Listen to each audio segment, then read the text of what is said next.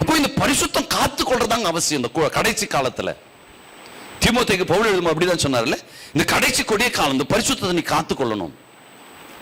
பரிசுத்தத்தை விட்டுறாது. அந்த பரிசுத்தை விட்டனாலே அபிஷேகம் போயிடும். அபிஷேகம் போயிட்டாலே பிசாசுல நுழைஞ்சிருவான். அவனுக்கு நல்லா தெரியும் என்ன செய்தா உன்னை வீழ்த்தணும். அவனுக்கு நல்லா தெரியும். உன்னை வேற ஏதோ உன் ஆசீர்வாதத்துல கை வைக்க மாட்டான். நீ சந்தோஷத்தை அனுபவிக்கிற அதுல கை வைக்க மாட்டான். இதெல்லாம் ஆண்டவர் உனக்கு கொடுத்திருக்கிறான்னு அவனுக்கு தெரியும். இது தேவன் உனக்கு நிறைவாய் உனக்கு கொடுத்திருக்கிறார் அவனுக்கு தெரியும். இந்த ஆசீர்வாதம் பொருளாதாரத்துல எல்லாத்திலும் உனக்கு கொடுத்திருக்கிறார். ஆனா இந்த ஆசீர்வாதத்தை பிடுங்கிறத காட்டிலும் இதை பிடினாலும் நீ போய் ஜெபிக்க ஆரம்பிச்சிருவ, ஆண்டவர் உனக்கு கொடுத்துருவார். அதை இழந்தா அதை எடுத்துட்டா கூட என்ன செய்வ, நீ ஆண்டவர்கிட்ட போய் முறையிடுவ, ஆண்டவர் கொடுத்துருவார் திருப்பி.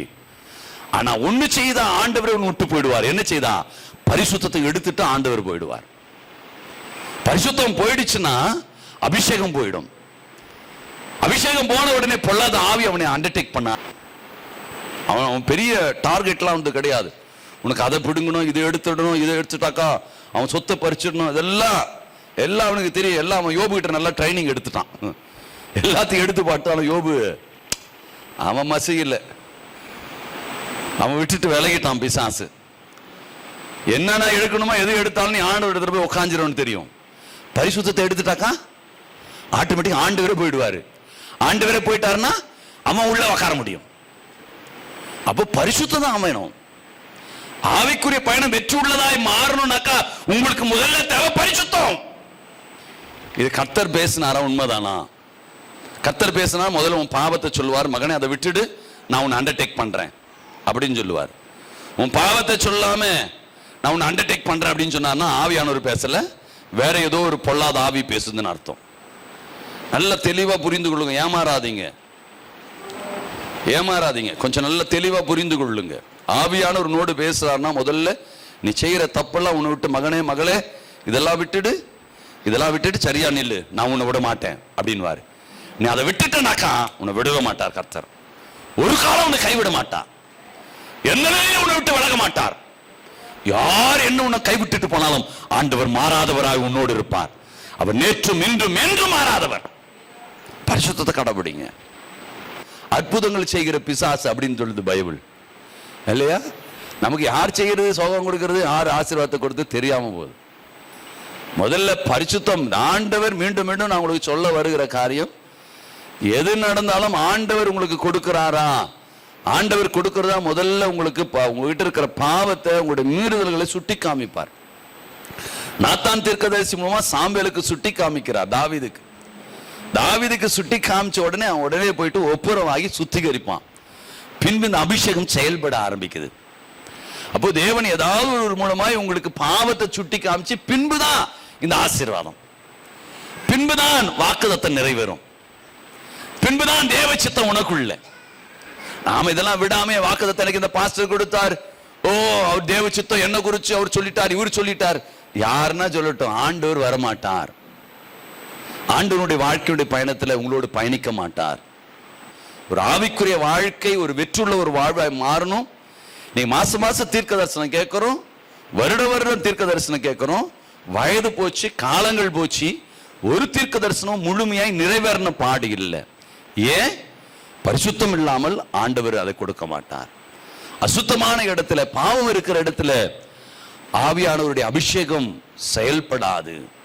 அது அப்போஸ்தலனாகிய பவுல் தீமோத்தேயுக்கு எழுதின நிருபத்தை எடுத்துக்கொள்ளலாம். 2 தீமோத்தேயு 3வது அதிகாரம், அதுல 1-2 வசனங்களை வாசிக்கும் போது சொல்கிறார், மேலும் கடைசி நாட்களிலே கொடிய காலங்கள் வரும் என்பதை அறிவாயாக.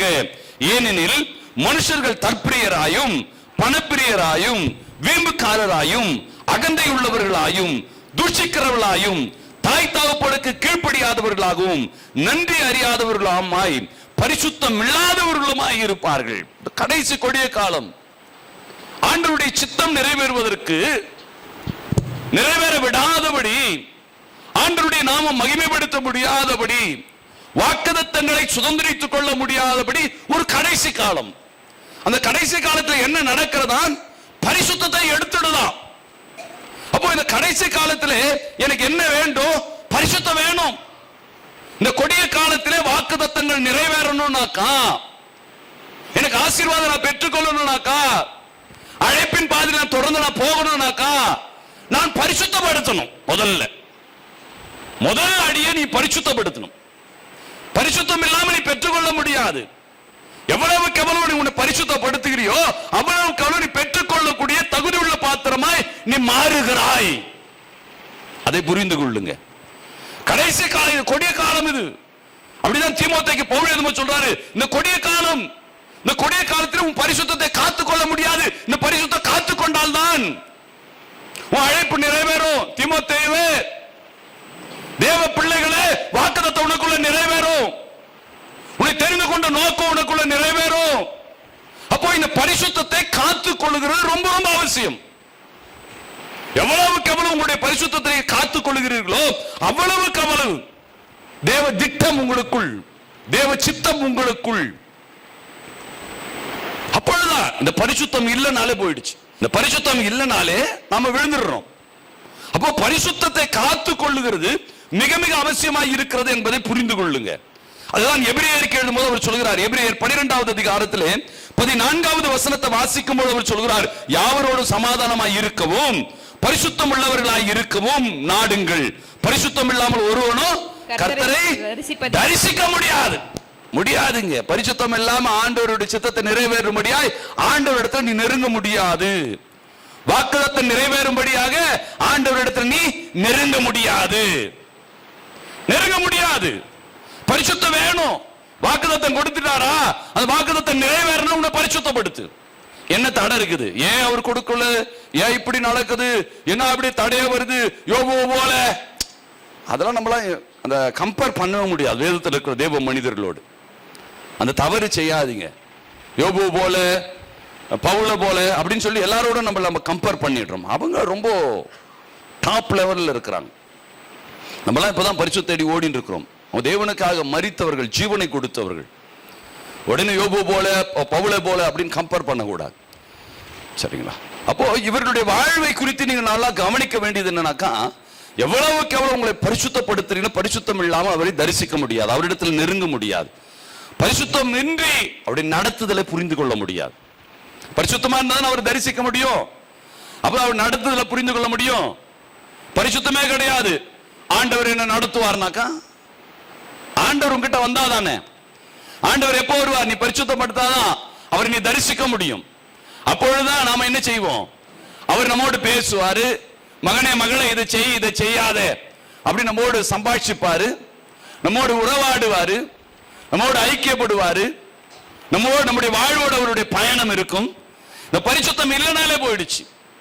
பரிசுத்தம் ரொம்ப ரொம்ப அவசியம். எவ்வளவுக்கு உங்களை பரிசுத்தப்படுத்திட்டு அவ்வளவுக்கு இல்லைன்னா ஆண்டவருடைய நடத்துதலை புரிந்து கொள்ள முடியாது.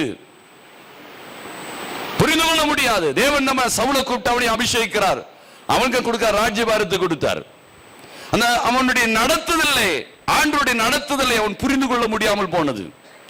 சுயமான முடிவு. பரிசுத்தமா இருந்தாங்க, சுய முடிவு எடுத்திருக்க மாட்டான். அந்த சுயமான முடிவு என்ன செய்தது? தேவ ஆவியை இழக்க செய்தது. அபிஷேகம் பெற்ற அபிஷேகம் போச்சு, பெற்ற வரம் போச்சு, வாக்குத்தத்தம் போச்சு, நிறைவேறல. வருஷம் வருஷம் வாக்குத்தத்தம் கேட்கிறோம், மாசம் மாசம் வாக்குத்தத்தம் கேட்கிறோம். யாராவது ஸ்பெஷல் ஊழியக்காரன் தலையை கொடுத்துட்டு எனக்கு எதனா சொல்லுவாரா? என்கிட்ட அபிஷேகம் இல்லை, என்கிட்ட சத்தியம் இல்லைன்னு நம்ம தலையை நீட்டுறோம். இல்ல, சத்தியம் இருந்தா சத்திய ஆவியானவர் என்னோடு பேசியிருப்பாரு. நாம இல்லைன்னு மறுதளிக்கிறோம் சபையிலேயே. அந்த இடத்துல பாருங்க, தேவனுடைய சமூகத்தில் போய் நிற்கணும். இல்லனாக்கா சவுல் தேவ ஆவியான் விலகிறார். விலகணும் என்ன ஆயிடுச்சு? பொல்லாத ஆவி வந்துடுச்சு. ஆவியானவனை நடத்தணும். பரிசுத்தம் வேணும். எவ்வளவுக்குள்ள பரிசுத்தமாக பரிசுத்தமாக்குங்க. எவ்வளவுக்கு உங்களை சுத்திகரித்துக் கொள்ள முடியுமோ அவ்வளவுக்குள்ள சுத்திகரித்துக் கொள்ளுங்க. தாவீதை கூட அபிஷேகித்தாரு. தாவீதும் தவறு செய்யறான். உடனே நாத்தான் தீர்க்கதரிசி மூலம் வந்த உடனே என்ன ஆயிராது, அவன் ப்ரிப்பேர் பண்ணிடுறான். அடுத்து அவன் என்ன செய்யறான்? 51வது சங்கீதத்தை வீட்டுல போய் வாசித்து பாருங்க. ஈசோப்பினால் கழுவி என்னை சுத்திகரிங்க அப்படின்னு சொல்லி சரண்டர் ஆகி தன்னை சுத்திகரித்துக் கொள்கிறான். பரிசுத்தப்படுத்திக் கொள்கிறான். பரிசுத்தம் இல்லைன்னா சவுலை விட்டு பிரிஞ்சல அவன் பார்த்தான். தேவ ஆவியானவர் சவுலை விட்டு பிரிந்தார். பொல்லாத அவனுக்குள்ள வந்தது. இவன் வாத்திய கருவிகளை வாசிக்கும் பொழுது அந்த ஆவி விலகிறத பார்த்தான். இதையெல்லாம் அவன் பார்த்தான். இதையெல்லாம் பார்த்து அவனுக்கு தெரியும். அதனாலதான் அவன் என்ன செய்தான்? அவன் செய்த காரியம் என்ன செய்தான்? திருப்பி கழுவி கொள்கிறான், பாவத்தை கழுவி கொள்கிறான். அப்போ இந்த பரிசுத்த வாழ்க்கை தான் ஆவியானோட நடத்துதலுக்குள்ள போகும். அப்ப அப்பொழுது அந்த அபிஷேகம் உனக்குள்ள கொடுத்திருக்கிற அபிஷேகம் அது செயல்பட ஆரம்பிக்கும். அந்த அபிஷேகம் இல்லைன்னா செயல்படாது. அபிஷேகம் செயல்படுறதுக்கு உங்களை பரிசுத்தப்படுத்துங்க, உங்களை சுத்திகரித்துக் கொள்ளுங்க. எவ்வளவுக்கு உங்களை சுத்திகரித்துக் கொள்ள அவ்வளவு உங்களை சுத்திகரித்துக் கொள்ளுங்க. ஆதியாகமம் 6வது அதிகாரத்தை 4-5 வசனங்களை வாசிக்கும் சொல்ல, அந்நாட்களிலே ராட்சதர் பூமியிலே இருந்தார்கள். பின்பு தேவகுமாரர் மனுஷகுமார்த்திகளோடு கூடுகிறதினாலே இவர்கள் அவர்களுக்கு பிள்ளைகளை பெற்றபோது இவர்களும் பூர்வத்திலே பேர் பெற்ற மனுஷர்களாய் பலவான்களானார்கள். மனுஷருடைய அக்கிரமம் பூமியிலே பெருகினது என்று அவன் இருதயத்தின் நினைவுகள் தோற்றங்கள் எல்லாம் நித்தமும் பொல்லாததாய் இருக்கிறது என்று கண்டு கர்த்தர் மனஸ்தாபப்படுகிறார். இந்த இடத்துல தேவன் மனஸ்தாபப்படுகிறார். இந்த ராட்சதர்களோடு இணைந்ததுதான் இந்த கோலியாத்துடைய சந்ததிகள் எல்லாம். இந்த ராட்சதர்கள் அதுல வந்ததுதான். நம்முடைய அழைப்பை மீறி நாம சில முடிவுகளை எடுக்கிறோம் பாருங்க, அதுல உருவாகுகிறது. அழைப்பு ஒரு பாதை வைத்திருப்பா, அந்த அழைப்பின் பாதையை விட்டு வேறொரு பாதையில போகிறதுனால அந்த இடத்துல உருவாகுகிற காரியம். இதை பார்த்து விட்டு கர்த்தர் மனஸ்தாபப்படுகிறார். இவனை அபிஷேகிச்ச இஸ்ரவேல் ஜனங்களை நடத்துவான்னு நினைச்ச வேற பாதையில போய் அதுல வேற ஒண்ணு உருவாகுகிறது. ஆரோன் வேற பாதையில போய் வேற ஒண்ணு உருவாகிட்டான். கர்த்தர் மனஸ்தாபப்படுத்தார். மோசேக்கு கோபம் வந்தது. தாவீது வேற பாதையில போகிறான். கர்த்தர் எச்சரித்தோட சுத்திகரித்துக் கொள்கிறான். பரிசுத்தம் இல்லாம ஆவியானவர் என்னோடு இருக்க மாட்டார். பரிசுத்தம் இல்லைனாலே ஆண்டவருடைய நடத்துதலை நான் பார்க்க முடியாது. பரிசுத்தம் இல்லைனாலே போயிடுச்சு. அபிஷேகத்தை இழந்துருவேன், எல்லாத்தையும் இழந்துருவேன், அந்நிய பாஷை இழந்துருவேன், தரிசனத்தை இழந்துருவேன், எல்லாத்தையும் நான் இழந்துருவேன். அப்ப எனக்கு வேணும், என்னை பரிசுத்தமாய் காத்துக் கொள்ளுகிறது வேணும். ஏன்னா இது கடைசி காலம். தீமோத்தேயுக்கு பவுல் சொல்லும்போது, இது கொடிய காலம், இது கடைசி காலம். இந்த காலத்துல பரிசுத்தத்தை எடுத்தாலும் போதும், தெரியும் அவன் நுழையத்துக்கு வாய்ப்பு அதுதான். பரிசுத்த ஆவியானவர் தேவ ஆவியானவர் விட்டு போன உடனே பொல்லாதாவி நுழைஞ்சது. இந்த அபிஷேகத்தை எடுத்துட்டாலே போதும். உங்களுக்கு கொடுத்திருக்கிறார் பாருங்க அந்த அபிஷேகம், அந்த அபிஷேகத்தை பிசாசு எடுத்துட்டாலே போதும், பொல்லாதாவை அண்டர்டேக் பண்ணிடும். அப்போ பிசாசு எங்க கையை வைக்கிறான்? அபிஷேகத்துல கையை வைக்கிறான். உன் அபிஷேகத்தை எடுக்க பார்ப்பான். அப்போ நான் ரொம்ப ஜாக்கிரதையா இருக்கணும். எவ்வளவுக்கு எவ்வளவு ஜாக்கிரதையா உங்களை காத்துக்கொள்ள முடியுமோ, பரிசுத்தமாய் வாழ முடியுமோ அவ்வளவுக்கு அவ்வளவு வாழணும். நீங்க தவறான பாதையில போகும், தவறுதலான உருவாக்குதல் நடக்குது அந்த இடத்துல. கர்த்தரோட மனஸ்தாபப்பட வேண்டிய ஒரு நிலைமையில தள்ளப்படுகிறது. ரொம்ப ஜாக்கிரதையா இருக்கணும்ல. எவ்வளவுக்கு எவ்வளவு ஜாக்கிரதையா உங்களுடைய வாழ்வை நகர்த்த முடியுமோ அவ்வளவுக்கு அவ்வளவு ஜாக்கிரதையா உங்களுடைய வாழ்க்கையுடைய பயணத்தை நகர்த்த பழகி கொள்ளுங்க. 1 சாமுவேல் 16வது அதிகாரத்தை எடுத்துக்கொள்ளுங்க. அதுல 16வது வசனத்தை வாசிக்கும் பொழுது, சுரமண்டலம் வாசிக்கிறதுல தேறின ஒருவனை தேடும்படிக்கு எங்கள் ஆண்டவராகிய நீர் உமக்கு முன்பாக நிற்கிற உம்முடைய அடியாருக்கு கட்டளையிடும். அப்பொழுது தேவனால் விடப்பட்ட பொல்லாத ஆவி என் மேல் இறங்கையிலே அவன் தன் கையினாலே அதை வாசித்தான். உமக்கு சௌக்கியம் உண்டாயிடுச்சு. சவுளை விட்டு அது பிரிஞ்சு போகிறது. சவுளை விலகினா சவுளை விட்டு பிசாசு பொல்லாத ஆவி பிரிய ஆரம்பிச்சது. இந்த பரிசுத்தத்தை விட்டாலே போயிடுச்சுங்க. தேவ திட்டமோ தேவ சித்தமோ நமக்குள்ள நிறைவேறுவதற்கு தடையே பரிசுத்தத்தை எடுத்துட்டா போதும். வாக்குத்தத்தம் உங்களுக்கு எல்லாம் பெருகில்ல. சபையில போய் வாக்குத்தத்தம் கேட்கிறோம், கையை தட்டிட்டு ஐயோ கர்த்தர் என்னோடு பேசினார், உனக்கு என்ன வாக்குத்தத்தம்? இந்த கிளி ஜோஷியக்காரன மாதிரி ஒருத்தர் உனக்கு என்ன போட்டார், இவனுக்கு என்ன கொடுத்தாரு, ஏன்னா யாருக்கு என்ன கொடுத்தா என்ன இருக்குது? பரிசுத்தமா வாழ்ந்தாக்கா பயன்படுத்தாத தாளந்தெல்லாம் நமக்கு வந்துடும். நான் போய் எங்கேயும் ட்ரைனிங் எடுக்கல, எந்த வேதாகம கல்லூரியும் கிடையாது, எந்த பாஸ்டர்கிட்டையும் அசிஸ்டன்ட் கிடையாது. நான் எனக்கு ஒருவரும் கற்றதும் இல்லை, நான் எங்கேயும் நான் கேட்டதும் இல்லை. எனக்கு எல்லாமே இயேசு கிறிஸ்து மட்டும்தான், அவருடைய சமூகம் மட்டும்தான். அவருடைய சமூகத்தில் முழங்கால் படிட்டு கர்த்தர் பேசுவார். சுவிட்ச் ஆஃப் பண்ணிட்டு உக்காந்துட்டேன் ஒரு 4 நாள் தேவ சமூகத்தில். கர்த்தர் பேசுவார், உக்காந்து பாருங்க. செல்போனை எடுங்க. செல்போன் நம்ம எப்படியா இருந்தாலும் நம்மளை அந்த பாவத்தில் தள்ளிடுது. பாவத்தில் தள்ளிட்டாலே பரிசுத்தம் போயிடும். பரிசுத்தம் முன்னோட்டு போயிடுச்சுனாலே பொல்லாத உன்னை ஆட்கள் ஆரம்பிச்சிடும். அப்போ நம்ம செய்ய வேண்டியது என்ன? பரிசுத்தத்தை காத்துக்கொள்ளணும். எவ்வளவுக்கு பரிசுத்தத்தை காத்துக்கொள்கிற அவ்வளவுக்குள்ள ஆவி அவருடைய நடத்துதல் இருக்கும். நீ பரிசுத்தத்தை காத்துக்கொள்ளனா போயிடுச்சு, உன் மேல இருக்கிற அபிஷேகம் போயிடுச்சு, பரிசுத்தம் இழந்துருவ, உன்கிட்ட இருக்கிற ஆசீர்வாதம் இழந்துருவ, அபிஷேகத்தை இழந்துருவ, எல்லாம் இழந்துருவ. பொல்லாத ஆவி உன் தலைமையில ஏறி உட்கார்ந்து கொள்ளும். பொல்லாத உட்கார்ந்த உடனே அவனுடைய வாழ்க்கை எப்படி போனது? சவுலுடைய வாழ்க்கை தடுமாற ஆரம்பித்ததில்ல, அவன் வாழ்க்கை தடுமாற ஆரம்பித்தது. அவனுடைய மரணம் அகோரமாய் இருந்தது. ஆவியானவர் உன்னை விட்டு விலகினாலோ, அபிஷேகத்தை நீ இழந்தாலோ போயிடுச்சு. அபிஷேகம் இருந்தா நான் ஒரு சின்ன தப்பு கூட நாம செய்ய மாட்டோம். இன்னொருத்தர் சொல்ற மாதிரி நம்முடைய வாழ்வு இருக்காது. ஒருத்தர் உன்னை குற்றப்படுத்துற நிலைமையில உன்னுடைய வாழ்க்கை, ஏன்னா பரிசுத்த ஆவியானவர் உனக்குள்ள இருக்கிறார். உன்னை தொடுகிறோ அவருடைய கண்மணியை தொட்ட மாதிரி, உன்னை தொட்ட ஆவியானவர் தொட்ட மாதிரி. அப்ப ஆவியானவர் என்ன பண்ணுவாரு? இன்னொருத்தர் திட்டாத அளவுக்கு தான் முன்ன நடத்துவார். இன்னொருத்தர் உன்னை குறை சொல்லாத அளவுக்கு தான் நடத்துவாரு. நம்ம 4 பேர் குறை சொல்றோம், 4 பேர் நமக்கு என்ன இது என்ன அது என்ன, ஏன் இப்படி பண்ற, ஏன் அப்படி பண்ற, போராடினே இருக்க வேண்டியதாகுது. எவ்வளவு கஷ்டம் தெரியுமா? ரொம்ப கஷ்டம். உருவாக்கி பாருங்க, இன்னொருத்தர் உருவாக்கி பாருங்க. நீங்களா சுவிசேஷம் சொல்லிட்டு வந்துடுறீங்க, ஜெபிச்சுட்டு வந்துடுறீங்க. ஒரு குழந்தையை ஈன்றெடுத்த தாய் கிட்ட கேளுங்க, தெரியும். தாய்கிட்ட கேட்டு பாருங்க, மேல அது மோஷன் போகும். அந்த குழந்தை அடிக்குமா? அந்த தாய் அடிக்காது. அந்த குழந்தை திட்டுமா? திட்டாது. சிரிப்பாள் தாய். அந்த குழந்தையை பார்த்து சிரிப்பாள். அந்த குழந்தையை துடைத்து மீண்டுமா பவுடர் எல்லாம் போட்டு திருப்பியும் கொஞ்சம் ஆரம்பிப்பான். கொஞ்சம் கூட அந்த சுதி குறையாது, அந்த அன்பு குறையாது. அதுதான் உருவாக்குகிற ஊழியம். உங்களுக்கு தெரியுமா? அறிந்து கொள்ளுங்க ஆவிக்குரிய பயணம். ஊழியம்னா என்னன்னு பாருங்க. சபையில கை தட்டிட்டு போற மாதிரி தட்டிட்டு போற இடம் கிடையாது. உருவாக்கி கொண்டிருக்கிறோம், உங்களை உருவாக்கி கொண்டிருக்கிறோம். ஒவ்வொரு நாளும் கர்ப்ப வேதனை, ஒவ்வொரு நாளும் பாடுகள், ஒவ்வொரு நாளும் மரணத்துடைய விளிம்பில நின்று கொண்டிருக்கிறோம். ஒவ்வொரு நாளும் தேவ சமூகத்தில் நின்று போராடி போராடிதான் ஒவ்வொரு நாட்களையும் நகர்த்தி கொண்டிருக்கிறோம். பரிசுத்தத்தை மட்டும் இறந்துடாதீங்க. பரிசுத்தத்தை இழந்துட்டீங்கனால அவனுக்கு நல்லா தெரியும்.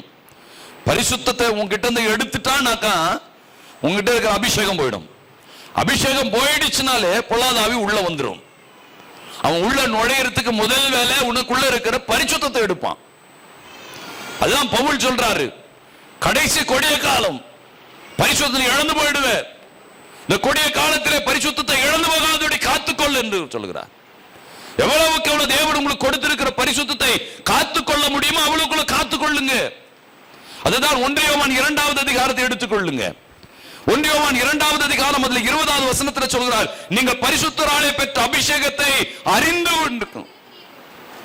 அந்த அபிஷேகம் எங்க போனா கிடைக்குது இல்ல, மீட்டிங் போனா கிடைக்குது, பாஸ்டர் தொட்டா கிடைக்குது.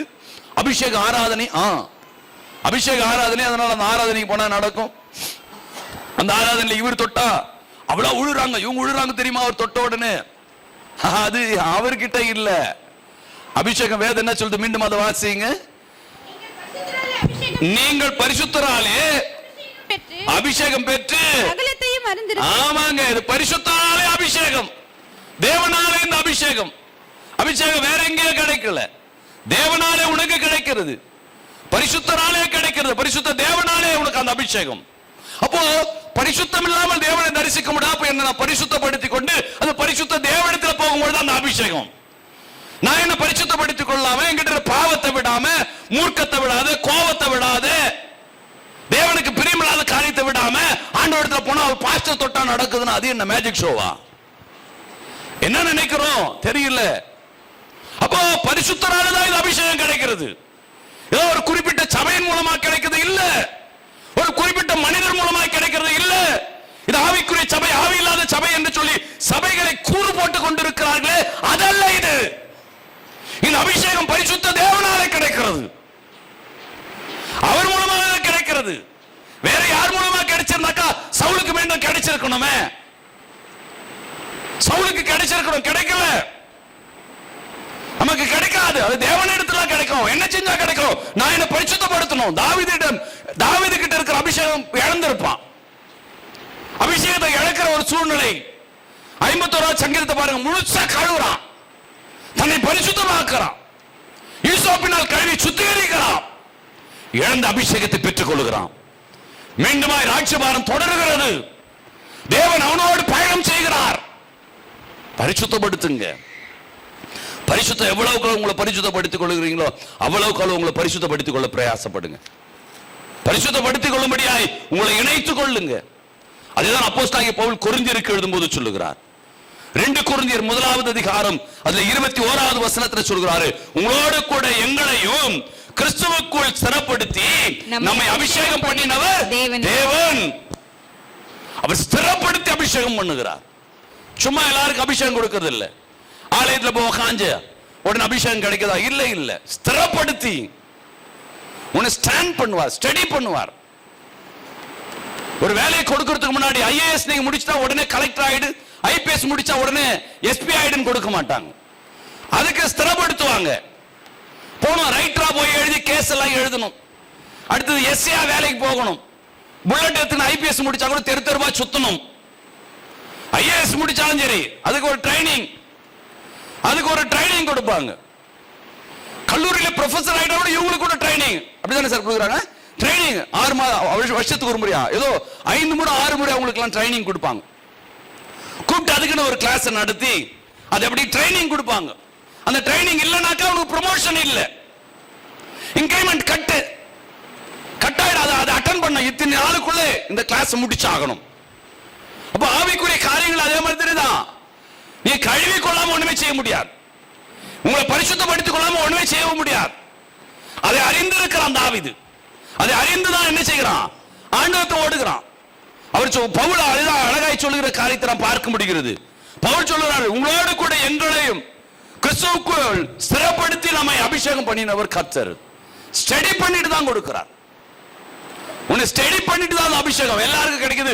இந்த கூட்டத்தில் போன அபிஷேகம் அங்க ஓடு, வா வா வா, அவர் தொட்டா நடக்கலாம், வா. என்னையா நடக்குது? அவர் என்ன கடவுளா?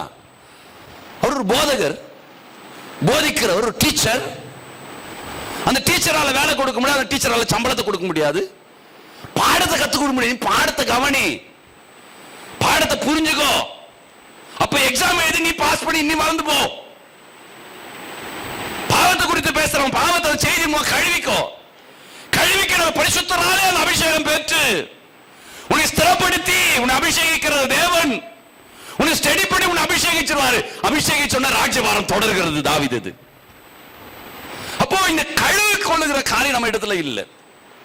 பிசாசை தான் நல்லா அறிஞ்சிருக்கோம், நல்லா நீங்க புரிஞ்சு கொள்ளணும். எப்பவுமே இந்த பரிசுத்தத்தை மட்டும் இழந்துடாதீங்க. எவ்வளவுக்கு எவ்வளவு நீங்க பரிசுத்தமாய் உங்களை காத்துக் கொள்ளுகிறீர்களோ அவ்வளவுக்கு எவ்வளவு நீங்க பெற்ற அபிஷேகம் உங்களுக்குள்ள நிலைத்திருக்கும். தேவ ஆவியானவர் உங்களுடவே இருப்பார். அவர் சகலத்தையும் போதிப்பார், சகல சத்தியத்துக்குள்ள உங்களை நடத்துவார். ஆவியானவர் சகல நன்மையினாலே உங்களை முடிசூட்டுவார். நன்மையான காரியம் உங்களுடைய வாழ்வில் சூழ்ந்திருக்கும். அப்போ இந்த பரிசுத்தம் காத்து கொள்றதாங்க அவசியம். இந்த கடைசி காலத்துல தீமோத்தேயுக்கு பவுல் எழுதும் அப்படிதான் சொன்னார்ல, இந்த கடைசி கொடிய காலம் இந்த பரிசுத்தத்தை நீ காத்து கொள்ளணும். பரிசுத்தத்தை விட்டுறாது. அந்த பரிசுத்தை விட்டனாலே அபிஷேகம் போயிடும். அபிஷேகம் போயிட்டாலே பிசாசுல நுழைஞ்சிருவான். அவனுக்கு நல்லா தெரியும் என்ன செய்தா உன்னை வீழ்த்தணும். அவனுக்கு நல்லா தெரியும். உன்னை வேற ஏதோ உன் ஆசீர்வாதத்துல கை வைக்க மாட்டான். நீ சந்தோஷத்தை அனுபவிக்கிற அதுல கை வைக்க மாட்டான். இதெல்லாம் ஆண்டவர் உனக்கு கொடுத்திருக்கிறான்னு அவனுக்கு தெரியும். இது தேவன் உனக்கு நிறைவாய் உனக்கு கொடுத்திருக்கிறார் அவனுக்கு தெரியும்.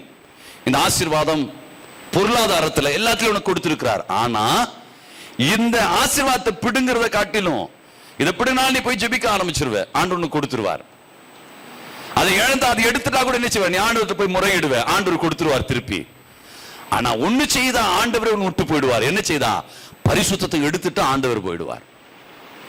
பரிசுத்தம் போயிடுச்சுன்னா அபிஷேகம் போயிடும். அபிஷேகம் போன உடனே பொல்லாத ஆவி அவனை அண்டர்டேக் பண்ண ஆரம்பிச்சிச்சு. சிம்சோன் வேடிக்கை பொருளாய் மாறினான். வாழ்க்கை வேடிக்கை பொருளாய் மாறி போகிறது. ஊர் சிரிக்கிற அளவுக்கு, சந்தி சிரிக்கிற அளவுக்கு வாழ்க்கை கேவலப்பட்டு போகிறது. நீ பரிசுத்தத்தை இழப்பது முக்கிய காரணமாக இருக்கிறது என்பதை மட்டும் நீ மறந்து விடாதே. எவ்வளவுக்குள்ள காத்துக்கொள். நான் பரிசுத்தமாய் காத்துக்கொண்டு ஆவலாய் இருக்கணும். அதுதான் பரிசுத்தமாய் நீ காத்து கொண்டு இருக்கும் பொழுதுதான் மனவாள வரும்பொழுது போக முடியும், இல்லைன்னா போக முடியாது. அப்போ எந்த நேரம் வேணாலும் சரி உங்களை பரிசுத்தப்படுத்திக் கொள்ளுகிறதுல முழு கவனம் செலுத்துங்க. எது செய்தாலும் அது பரிசுத்தமான காரியமானு பாருங்க.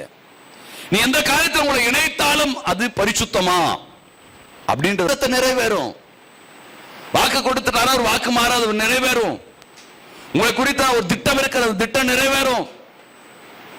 உங்களுக்கு என்ன, உங்களை என்ன நோக்கத்தோடு உங்களை அழைத்தாரு, அபிஷேகிச்சார், அதெல்லாம் நிறைவேறும். தாவீதுக்குள்ள நிறைவேறிச்சு, சவுலுக்குள்ளே நிறைவேறிச்சு. அவன் என்ன செய்தான்? தன்னை காத்துக்கொள் என்பதிலே நீங்கள் முழு கவனம் செலுத்தணும். முழு கவனம் நீங்க செலுத்துவது பரிசுத்த வாழ்க்கை நான் வாழ வேண்டும் என்பதிலே நீங்கள் கவனம் செலுத்தி உங்களுடைய வாழ்வை நகர்த்துங்க. பரிசுத்த வாழ்க்கையை மட்டும் நீங்கள் விட்டுடாதீங்க. அதேதான் அப்போஸ்தலர் 2வது அதிகாரத்தை எடுத்துக்கொள்ளுங்க. அதுல 1 - 4வது வசனம் வரை வாசிக்கும் பொழுது, பெந்தெகோஸ்தே என்னும் நாள் வந்தபோது அவர்கள் எல்லாரும் ஒருமனப்பட்டு ஓரிடத்தில் வந்தார்கள். அப்பொழுது பலத்த காற்று அடிக்கிற முழக்கம் போல வானத்திலிருந்து சடதியாய் ஒரு முழக்கம் உண்டாகி அவர்கள் உட்கார்ந்த வீடு முழுவதுமாய் நிரப்பிற்று. அல்லாமலும் அக்கினிமயமான நாவுகள் போல பிரிந்திருக்கிற நாவுகள் அவர்களுக்கு காணப்பட்டு அவர்கள் ஒவ்வொரு மேலும் வந்து அமர்ந்தது.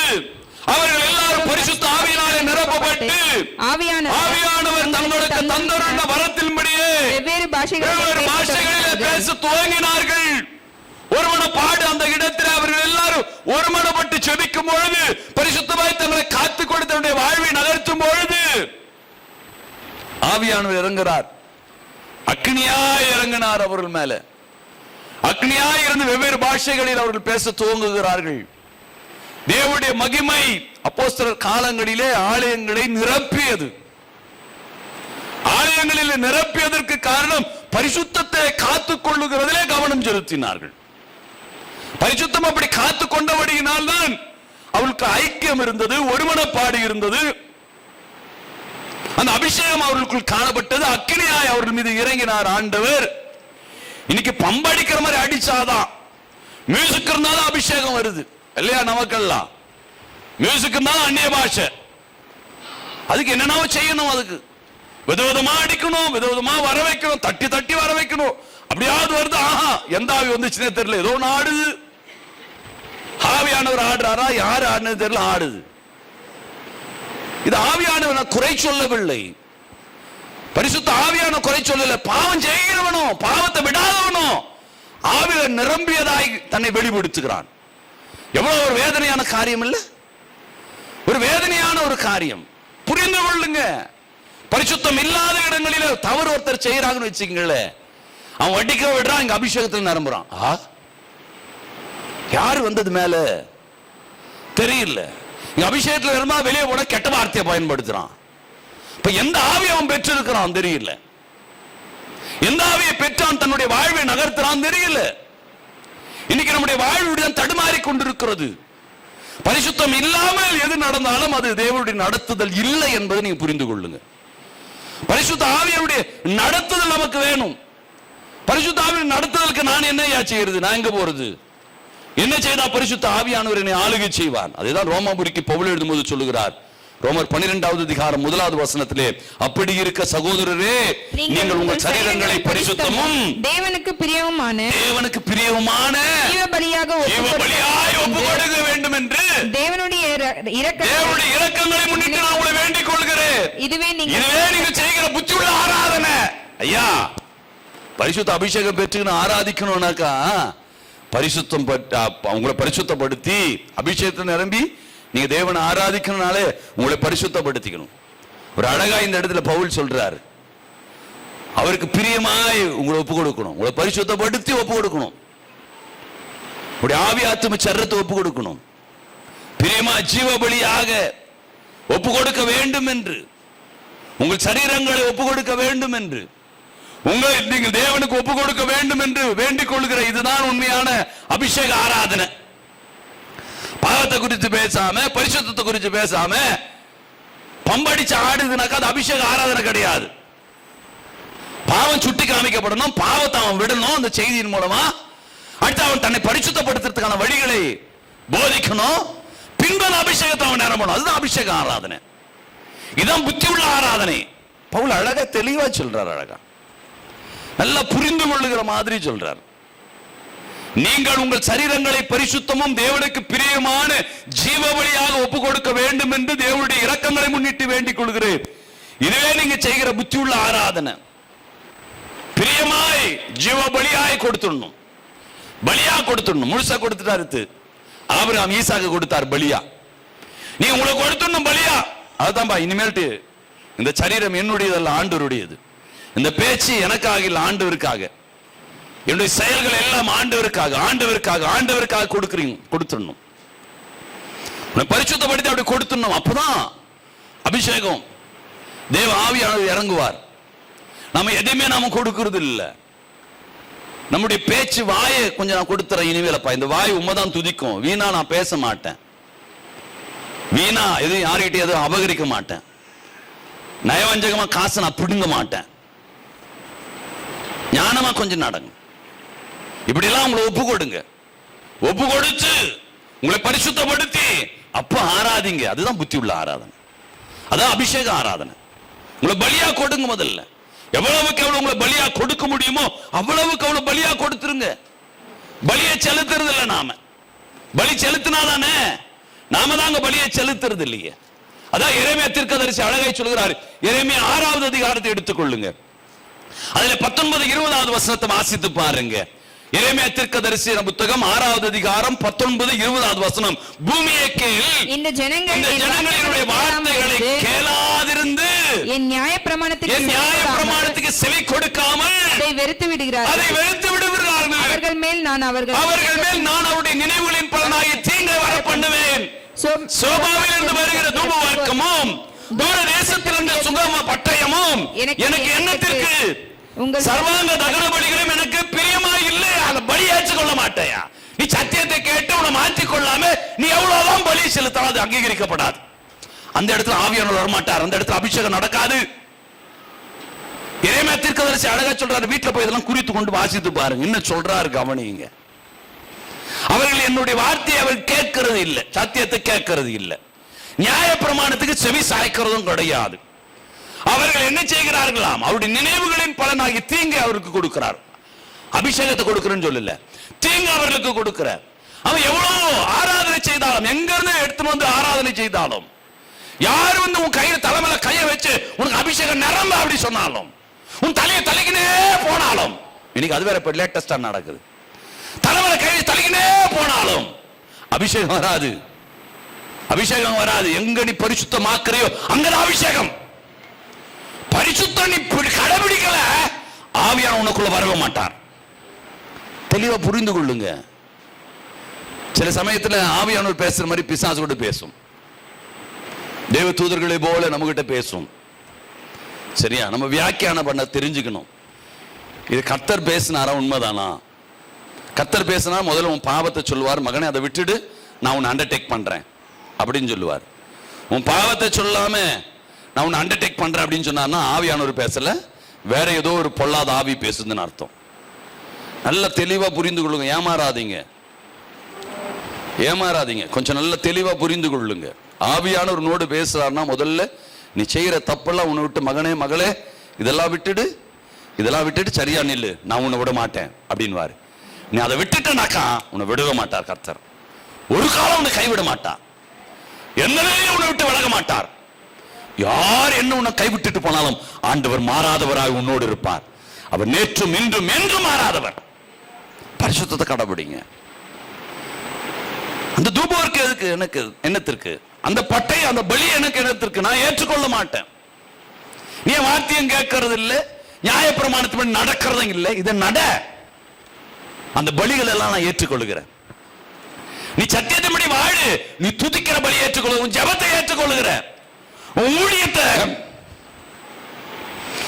ஊழியத்துல ஒரு வெற்றியை கொடுக்கிற, எல்லாம் கொடுப்பார் ஆண்டவருடைய கிருபை இதெல்லாம். அப்ப இந்த பரிசுத்தம் இல்லைனாலே அபிஷேகத்தை நீ இழந்துருவேன். எவ்வளவுக்கு எவ்வளவு இந்த பரிசுத்தத்தை காத்துக்கொண்டா இருக்கிறதுலே பெருசுங்க. மீண்டும் மீண்டுமா நான் உங்களுக்கு சொல்ல வருகிற காரியம் தான். எப்பொழுது நீங்க அந்த பரிசுத்தத்தை விடுறீங்களோ அதை விட வைப்பான் பிசாசு. அவன் பெரிய டார்கெட்லாம் வந்து கிடையாது. உனக்கு அதை பிடுங்கணும், இதை எடுத்துடணும், இதை எடுத்துட்டாக்கா அவன் சொத்தை பறிச்சிடணும், எல்லாம் அவனுக்கு தெரியும். எல்லாம் அவன் யோபு கிட்ட நல்லா ட்ரைனிங் எடுத்துட்டான். எல்லாத்தையும் எடுத்து பார்த்தாலும் யோபு அவன் மசையில் அவன் விட்டுட்டு விலகிட்டான் பிசாசு.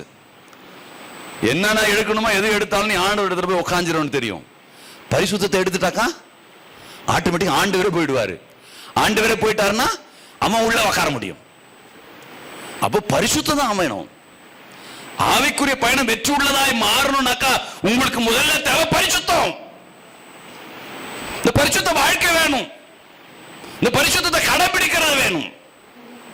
அதுதான் வேணும். அது இல்லைனாலே போச்சு, எல்லாத்தையும் நாம இழந்துருவோம். எல்லாம் நம்மளை விட்டு விலகி ஓடிடும். எந்த ஆசீர்வாதம் நம்முடைய வாழ்க்கையை சூழ்ந்திருக்காது. அதுதான் 1 சாமுவேல் 3வது அதிகாரம் அதுல 14வது வசனத்தை வாசிக்கும் சொல்றார், இது நிமித்தம் ஏலியின் குடும்பத்தார் செய்த அக்கிரமம் ஒருபொழுதும் பலியினாலாவது காணிக்கையினாலாவது நிவர்த்தி ஆகவில்லைங்க. அவன் செய்த அக்கிரமம் இருக்குது பாருங்க, எந்த பலியும் ஏற்றுக்கொள்ளல. பலியின் மூலமாய் அதெல்லாம் நிவர்த்தி செய்ய முடியல. அவன் செஞ்ச பாவம் பலியின் மூலமான அந்த பரிசுத்தம் அவ்வளவு முக்கியங்க. ஏழு எவ்வளோ பெரிய ஆசாரியன், எவ்வளவு பெரிய ஊழியக்காரன், அவன் பலியை செலுத்தி செலுத்தி பார்க்கிறான். ஆண்டவர் ரிஜெக்ட் பண்ண இருக்கிறார், ஏற்றுக்கொள்ள மாட்டான். அவன் எவ்வளவு பலி செலுத்தினாலும் ஏற்றுக்கொள்ள மாட்டான். எவ்வளவுதான் பலிகளை செலுத்த முடியாது. முதல்ல பாவத்தை விடு, முதல்ல தேவனுக்கு பிரியம் இல்லாத விடு, முதல்ல உன்னை பரிசுத்தப்படுத்து. பெண்மணி என்ன பலி வேணா செலுத்து, ஆண்டவர் எல்லாத்தையும் சுகந்த வாசனையாய் முகருவார். அதை நீ துதிக்கிறதெல்லாம் ஆண்டவர் முகருவார், நீ ஜெபிக்கிறத முகருவார், நீ சத்தியத்தை சொல்றத முகருவார்.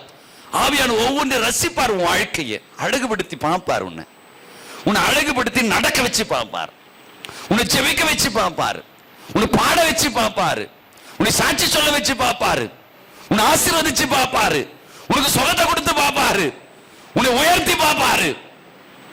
எல்லா நிலைகளையும் ஆண்டு உங்களை பார்க்க ஆரம்பிச்சிருவார். இப்பெல்லாம் எல்லாம் இருக்குது, ஆசீர்வாதம் சுகம் எல்லாம் கிடைக்குது. ஆண்டவர் பார்க்கல, பிசாசு கூட தான் கொடுக்கறான். அற்புதங்கள் செய்கிற பிசாசு அப்படின்னு சொல்லுது பைபிள் இல்லையா? நமக்கு யார் செய்கிறது, சுகம் கொடுக்கிறது, யார் ஆசீர்வாதத்தை கொடுத்து தெரியாம போகுது. முதல்ல பரிசுத்தம். ஆண்டவர் மீண்டும் மீண்டும் நான் உங்களுக்கு சொல்ல வருகிற காரியம், எது நடந்தாலும் ஆண்டவர் உங்களுக்கு கொடுக்கிறாரா, ஆண்டவர் கொடுக்கிறதா முதல்ல உங்களுக்கு உங்ககிட்ட இருக்கிற பாவத்தை, உங்களுடைய மீறுதல்களை சுட்டி காமிப்பார். நாத்தான் தீர்க்கதரிசி மூலமா சாமுவேலுக்கு சுட்டி காமிக்கிறார். தாவீதுக்கு சுட்டி காமிச்ச உடனே அவன் உடனே போயிட்டு ஒப்புரவாகி சுத்திகரிப்பான். பின்பு இந்த அபிஷேகம் செயல்பட ஆரம்பிக்குது. அப்போ தேவன் ஏதாவது ஒரு மூலமாய் உங்களுக்கு பாவத்தை சுட்டி காமிச்சு பின்புதான் இந்த ஆசீர்வாதம், பின்புதான் வாக்குத்தத்தம் நிறைவேறும், பின்புதான் தேவ சித்தம் உனக்குள்ள. நாம இதெல்லாம் விடாம வாக்குத்தத்தம் எனக்கு இந்த பாஸ்டர் கொடுத்தார், ஓ அவர் தேவ சித்தம் என்ன குறிச்சு அவர் சொல்லிட்டார், இவர் சொல்லிட்டார், யாருன்னா சொல்லட்டும், ஆண்டவர் வரமாட்டார்.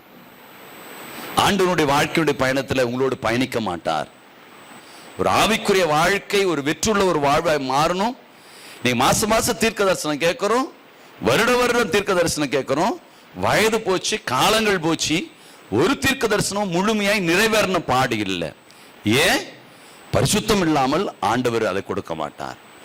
அசுத்தமான இடத்துல, பாவம் இருக்கிற இடத்துல ஆவியானவருடைய அபிஷேகம் செயல்படாது. எப்பொழுது அந்த சுயம் வெளிப்பட்டதோ தாவீதிடமிருந்து இந்த அபிஷேகம் விலகுகிறது, தேவன் விலகுகிறார், பொல்லாத ஆவி உள்ள நுழைகிறது. தாவீதுடைய வாழ்க்கையில் அவன் இழக்கிற ஒரு சூழ்நிலைகளிலே அவன் பரிசுத்தப்படுத்திக் கொள்ளுகிறான். உங்களை பரிசுத்தப்படுத்திக் கொள்ளுங்க. ஆவியானுடைய அபிஷேகம் உங்கள் மேல இருக்கும். தேவன் உங்களோடு இருப்பார், தேவன் உங்களை வழிநடத்துவார் என்பதிலே எந்த விதமான மாற்று கருத்தும் கிடையாது. மாற்று கருத்து தேவன் நடத்துவார். உங்களை தேவனுடைய நடத்துதல் உங்களோடு இருக்கும். அதுதான் யாத்திராகமம் 8வது அதிகாரத்தை எடுத்துக்கொள்ளுங்க. யாத்திராகமம் 8வது அதிகாரத்தில் 27வது வசனத்தை வாசித்து பாருங்க. நாங்கள் வனாந்திரத்தில் 3 நாள் பிரயாணம் போய் எங்கள் தேவனாகிய கர்த்தர் எங்களுக்கு விதித்திருக்கிறபடியே அவருக்கு நாங்கள் பலியிடணும். பலி என்ன சொல்றாரு, எப்படி இடணும் சொல்றாரு? வனாந்திரத்துல போய் ஆண்டவர் எப்படி சொன்னாரோ அப்படிதான் பலி செலுத்தணும். ஆண்டவர் எப்படி சொல்றாரு? பரிசுத்தப்படுத்தி பலி செலுத்துன்றார். பரிசுத்தம் இல்லாம நீ பலி செலுத்தினாக்கா அது நடக்காது. அப்போ நம்மளை பரிசுத்தப்படுத்தினா பலியை செலுத்தணும். வேதம் அழகாய் அவர் அப்படிதான் சொல்றாரு. நாங்கள் வனாந்திரத்திலே 3 நாள் பிரயாணம் போய் எங்கள் தேவனாய் கர்த்தர் எங்களுக்கு விதித்திருக்கிறபடியே அவருக்கு நாங்கள் பலியிடுவோம். அவர் சொல்லியிருக்கிறாரு பாருங்க, இப்படிதான் இருக்கணும், இப்படி இருந்துதான், அப்படி எல்லாம் நான் வரமாட்டேன், இப்படி இருந்தா உன் ஜெபத்தை நான் கேட்க மாட்டேன். நம்ம குதிச்சுட்டு வரலாம், இல்லையா நான் கூட ஜெபிச்சிருக்கிறேன், அவங்கள கேள் இவங்கள கேள், சாட்சி அவங்கள வேண்டாம். ஆண்டவர் பெசல் இருக்குதான் பார், ஆவியானவருடைய நடத்துதல் இருக்குதான் பார். அதெல்லாம் இழந்து போய் இருக்கிறன்றதை உணரு, அதெல்லாம் விட்டு உன்னை விட்டு விலகி இருக்கிறதுன்றதை உணரு. அதெல்லாம் விட்டுட்டு தூரம் உன்னை விட்டு போயிடுச்சுன்றதை உணரு. தேவ ஆவியை நீ இழந்து போயிருப்பதை உணரு. அதுதான் உபாகம் 32வது அதிகாரத்தை எடுத்துக்கொள்ளலாம். உபாகம் 32வது அதிகாரத்திலே 17வது வசனத்தை வாசிக்கும் சொல்ல, அவர்கள் தேவனுக்கு பலியிடவில்லை, அவர்கள் தேவனுக்கு பலியிடவில்லை, தாங்கள் அறியாதவைகளும் தங்கள் பிதாக்கள் பயப்படாதவைகளும் நூதனமாக தோன்றிய புதிய தெய்வங்களுக்காகிய பேய்களுக்கு அவர்கள் பலியிட்டார்கள். பயம் இல்லாம பலியிடுறது, அறியாம புரியாம பலியிடுறது, இந்த பலிகள் எல்லாம் ஆண்டவருக்கு போய் சேராது. அறியாம புரியாம என்ன செய்தா ஆண்டவர் அபிஷேகம் இறங்கன்னு தெரியாது. அவர் தொட்டா இறங்கும்.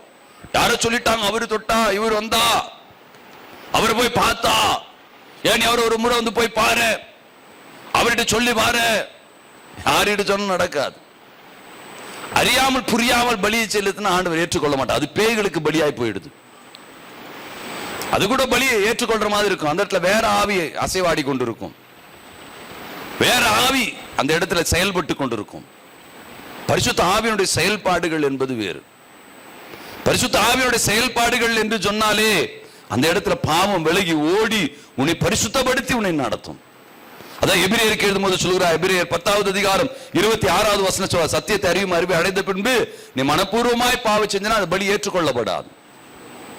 அறிஞ்ச பின்பும் அந்த பாவத்தை விடாது இருந்தா, உன்னை பரிசுத்தப்படுத்திக் கொள்ளாது இருந்தா அந்த பலிகளை ஆண்டவர் ஏற்றுக்கொள்ள மாட்டார். பலியில ஆண்டவர் ஏற்றுக்கொள்ள மாட்டார், அங்கீகரிக்க மாட்டார். முதல்ல உன்னை பரிசுத்தப்படுத்தாம என்னதான் பலிகளை செலுத்தினாலும் அபிஷேகத்தை பெற்றுக்கொள்ள முடியாது. அபிஷேகத்தை நீ பெற்றுக்கொள்ளனாக்கா முதல்ல உன்னை பரிசுத்தப்படுத்து, பின்பு பலிகளை செலுத்து. பரிசுத்தப்படுத்தாம நீ பலிகளை செலுத்துவதனால் ஒரு பயனுமே இல்லை. எவ்வளவுக்கு எவ்வளவு உங்களை பரிசுத்தமாக்குறீங்களோ, எவ்வளவுக்கு எவ்வளவு பாவங்களை எல்லாம் விடுறீங்களோ, பின்பு நீங்கள் பலிகளை செலுத்தி பாருங்க, அது ஆண்டவருக்கு பிரியமா இருக்கும்.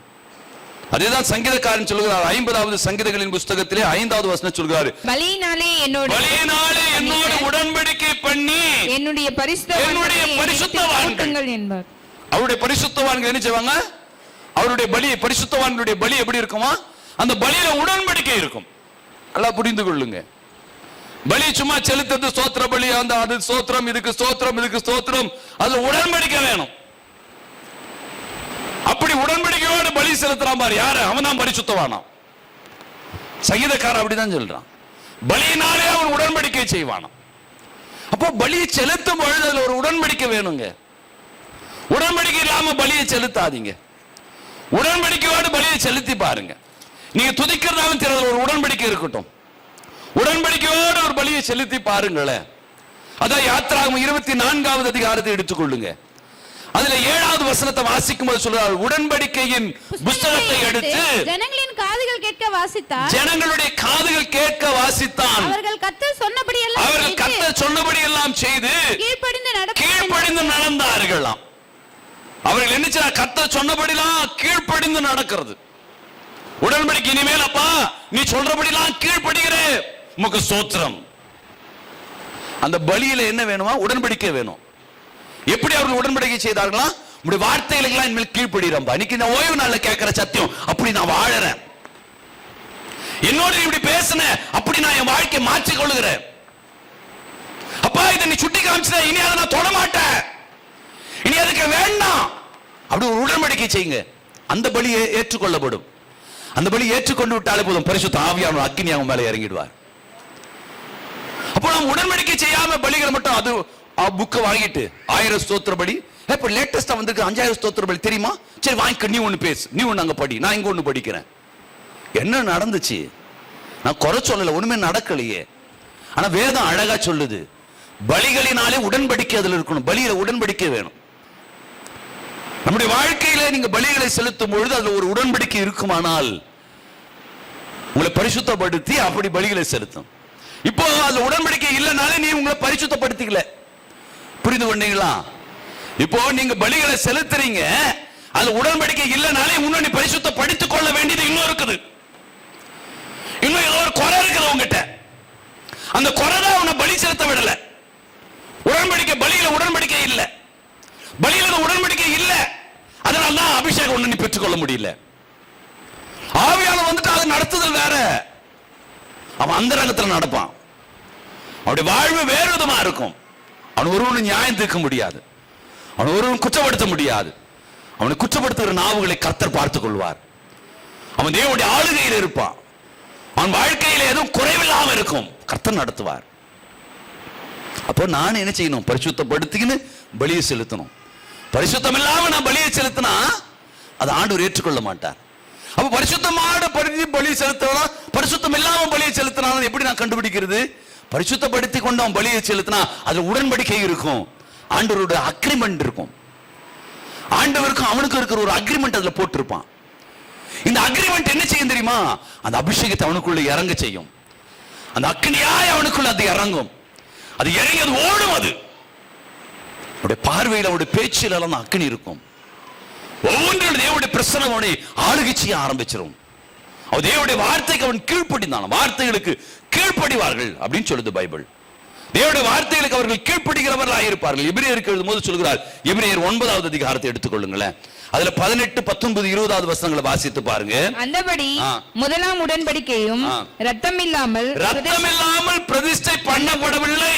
எப்படியெனில் மோசே நியாயப்பிரமாணத்தின்படி சகல ஜனங்களுக்கும் எல்லா கட்டளைகளையும் சொன்ன பின்பு இளங்காலை வெள்ளாட்டு கடாக்கள் இவைகளுடைய ரத்தத்தை தண்ணீரோடும் சிவப்பான ஆட்டுக்குட்டியோடும் ஆட்டு மயிரோடும் ஈசோப்போடும் கூட எடுத்து புத்தகத்தின் மேலும் ஜனங்கள் எல்லார் மேலும் தெளித்தான். தேவன் உங்களுக்கு கட்டளையிட்ட உடன்படிக்கையின் ரத்தம் இதுவே. அவர் சொல்லுகிற காரியத்தை நல்லா கவனிங்க. ரத்தத்தில் அவர் கழுவப்பட்டு பரிசுத்தப்படுத்தி ஒரு அக்ரிமெண்ட் போட்டு ஆண்டவர் இடத்துல பலி செலுத்த, அதான் உடன்படிக்கையின் ரத்தம். உடன்படிக்கையின் ரத்தம் கழுவப்படல, அபிஷேகம் இல்லை. அந்த இடத்துல ஆவியோட நடத்துதல் வராது. வேணும், பாவெல்லாம் கழுவப்படணும், அப்பதான் தேவனுடைய நடத்துதல். எல்லாம் இல்லை, பரிசுத்தம் இல்லாம தேவனுடைய சித்தம் அந்த இடத்துல இல்லை. தீர்க்கதரிசனம் நிறைவேறாது. வாக்குத்தத்தெல்லாம் கேட்டுனே இருக்கலாம். அழகா ஏசாமி அதான் அழகா சொல்றாரு, எனக்கு சித்தம் உண்டு, நீ சுத்தமாவு. நீ சுத்தமாவு, முதல்ல சுத்தமாகதான் வேணும். அவர் சித்தம் இல்லைன்னு எங்கேயும் சொல்லல. எனக்கு சித்தம் இருக்குது, ஒன்று ஆசீர்வதிக்கணும், முதல்ல சுத்தமாகு. பரிசுத்தம் வேணும்.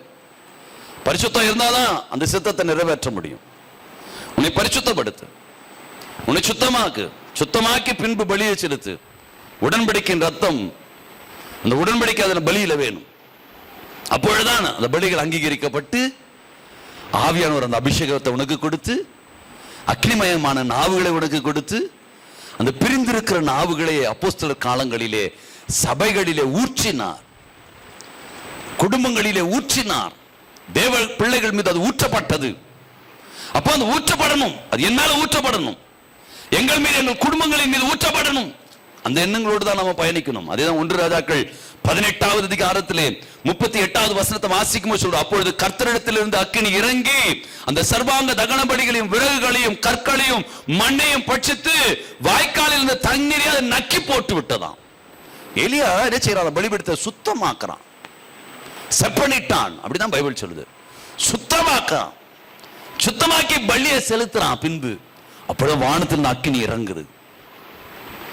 எப்போ இறங்கிச்சு? வானத்திலிருந்து அவன் சுத்தமாக்கி அதை பரிசுத்தமாக்கி அதை பரிசுத்தப்படுத்தி பின்பு அந்த பலிகளை செலுத்துறான். வானத்திலிருந்து அக்கினி இறங்கியது. பரிசுத்தமாக்குங்க உங்களை. பார்வையில, பேச்சில, எண்ணத்துல, சிந்தனையில, நீங்க வாழுற வாழ்க்கையில, நீங்க அனுபவிக்கிறதுல எல்லாத்தையும் பரிசுத்தமா இருக்கு. அப்ப ஆவியானவர் இறங்க ஆரம்பிச்சிருவார். ஆவியானுடைய மகிமை உங்கள் மத்தியிலே கடந்து வர ஆரம்பிச்சிடும். ஆவியான உங்களுக்கு வெவ்வேறு பாஷைகளை கொடுக்க ஆரம்பிச்சிருவார். அதான் 2 நாளாகமும் 5வது அதிகாரம் அதுல 6வது வசனத்துல சாலமோன், ராஜாவாகிய சாலமோன் அவனோடு கூட இருந்த இஸ்ரவேல் சபையார் அனைவரும் பெட்டிக்கு முன்பாக எண்ணிக்கைக்கும் தொகைக்கும் அடங்காத ஏராளமான ஆடுகளை பலியிட்டார்களாம். ஏராளமான ஆடுகளை பலியிட்டார்கள். எண்ணிக்கை அடங்காத பலிகள். பரிசுத்தப்படுத்தி பரிசுத்தப்படுத்தி பரிசுத்தப்படுத்தி பலிகளை செலுத்தி கொண்டே இருந்தார்கள். என்ன நடந்தது? அதே 2 நாளாகமம் 7வது அதிகாரம் 1வது வசனத்தை வாசித்து பாருங்க. சாலமோன் ஜெபம் பண்ணி முடிக்கிற பொழுது அக்கினி வானத்திலிருந்து இறங்க ஆரம்பிச்சுச்சாம். பள்ளிகளை அப்படி செலுத்துங்க, எல்லாத்தையும் பரிசுத்தம் அதுல இருக்குதான்னு எண்ணில் அடங்காத பலிகளை செலுத்தினானா சாலமோன். ஒவ்வொன்றுத்தையும் நுணுக்கமா பாருங்க. அப்பா இதுல நான் தப்பு செஞ்சிடக்கூடாது, அப்பா அதுல நான் செஞ்சிடக்கூடாது, இப்படி நான் பேசிடக்கூடாது, இப்படி நடந்துடக்கூடாது, அப்பா இப்படி சுயமா ஓடிடக்கூடாது, அப்பா அப்பா இப்படி போக தேவனை போகும்போது அக்னியா இறங்கினாராம். அக்னியாய் தேவன் இறங்க ஆரம்பித்தார். அப்படி பலியை செலுத்துங்க, அப்படி தேவனுக்கு பலியை செலுத்தி உங்களுடைய வாழ்வை நகர்த்துங்க. தேவன் இறங்கி வருவார், உங்கள் மத்தியில் அவர் கடந்து வர ஆரம்பிச்சிருவார். அதுதான் உபாகமம் 4வது அதிகாரம் 36வது வசனத்துல இப்படியாய் சொல்லுகிற காரியத்தை பார்க்கும் பொழுது, உன்னை உபதேசிக்கும்படிக்கு அவர் வானத்திலிருந்து தம்முடைய சத்தத்தை உனக்கு கேட்க பண்ணி பூமியிலே தம்முடைய பெரிய அக்கினியை உனக்கு காண்பித்தார். அக்கினி நடுவில் இருந்து உண்டான வார்த்தை நீ கேட்ப. அப்ப அக்கினியா இறங்குவது என்ன நடக்குது? தேவனுடைய வார்த்தை நீ கேட்க ஆரம்பிச்சிருவேன். சில சமயத்துல அபிஷேகம் நிரம்புற நாம சொல்றோம், சரி அபிஷேகம் நிரம்பணும், ஆவியானவர் வந்தாரு, ரொம்ப சந்தோஷம். என்ன சொன்னார் தெரியாது. நிறைய பேர் சொல்றது தெரியாது. ஆனா வேதம் என்ன சொல்லுது? அன்னத்துக்கு அவருடைய வார்த்தையை நீ கேட்ப, உன்னை பரிசுத்தப்படுத்தி பின்பு உடன்படிக்கையின் பலியை செலுத்தி ஆண்டவரிடத்துல உட்காரும் பொழுது ஆண்டவர் அக்கினியாய் இறங்குவார். அவருடைய வார்த்தையை நீ கேட்க முடியும். அபிஷேகத்துல தேவனுடைய சத்தத்தை நீ கேட்கலாம். எவ்வளவு நாள் நீங்க அபிஷேகத்துல நிரம்பி இருக்கலாம், ஆனா இனி இந்த செய்தியின்படி உங்களுடைய வாழ்வை நகர்த்தும் பொழுது தேவனுடைய சத்தத்தை உங்களுடைய அபிஷேகத்துல நீங்க கேட்பீங்க. ஆவியானவர் உங்களை நடத்த ஆரம்பிச்சிருவார்.